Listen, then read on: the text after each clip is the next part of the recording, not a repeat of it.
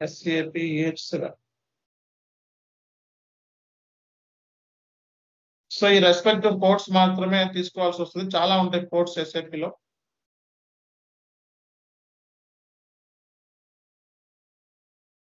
So పని చేద్దాం. ఇందాక పోర్ట్ తీసుకుందాము. సో ఇక్కడ రిసీవర్ పోర్ట్ డీటెయిల్స్ అడిగాడు. సో రిసీవర్ పోర్ట్ డీటెయిల్స్ ఇవి. ఇది రిసీవర్ సంబంధించిన పోర్ట్ డీటెయిల్స్. సో ఇది ఇచ్చేయండి. సో అడిగింది రిసీవర్ సంబంధించిన port details.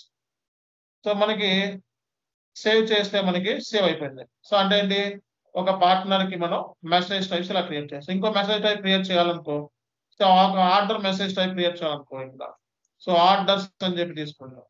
So receiving port తీసుకుంటాం.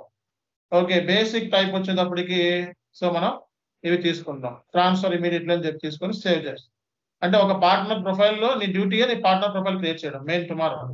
అంటే ఒక పార్ట్నర్ ప్రొఫైల్స్ అంటే కస్టమర్ కి అప్లై చేసి సేల్స్ ఆర్డర్ కానీ, ఓకే కస్టమర్ మాస్టర్ డేటా కానీ ఇవన్నీ కూడా. ఇప్పుడు ఈ పార్ట్నర్ నెంబర్ని నేను డైరెక్ట్ గా తీసుకొని ఓకే సో నేను ఇప్పుడు ఎగ్జిక్యూట్ చేస్తాను. So customer master data create చేయాలి, ఒక సెండర్ నుంచి రిసీవర్ పంపించాలంటే, అంటే క్లయింట్ 800 నుంచి ఇంకో క్లయింట్ పంపించాలంటే BD12లోకి వెళ్ళాలి. సో ఇక్కడ మనం BD12లోకి వెళ్తాం. సో BD12లోకి వెళ్ళి కస్టమర్ డీటెయిల్ తీసుకుంటాం.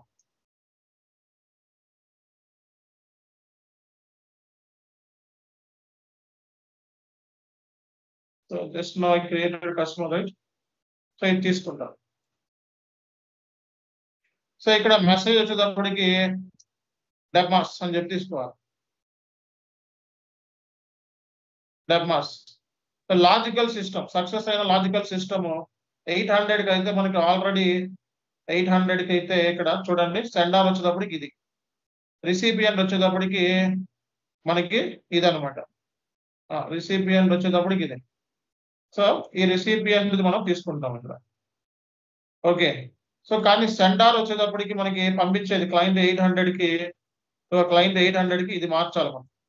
ఇది మార్చాలంటే మనం SEC4లోకి వెళ్ళిపోవాలి.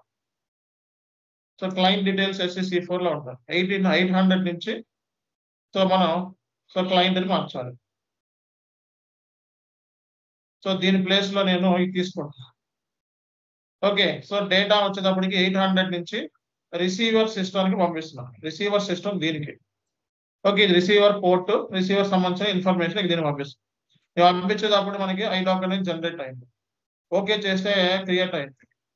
ఓకే, సో ఇప్పుడు నువ్వు ఐడాక్ జనరేట్ అయిందని చెక్ చేసుకోవాలంటే సో W02లోకి వెళ్ళి చెక్ చేసుకోవచ్చు.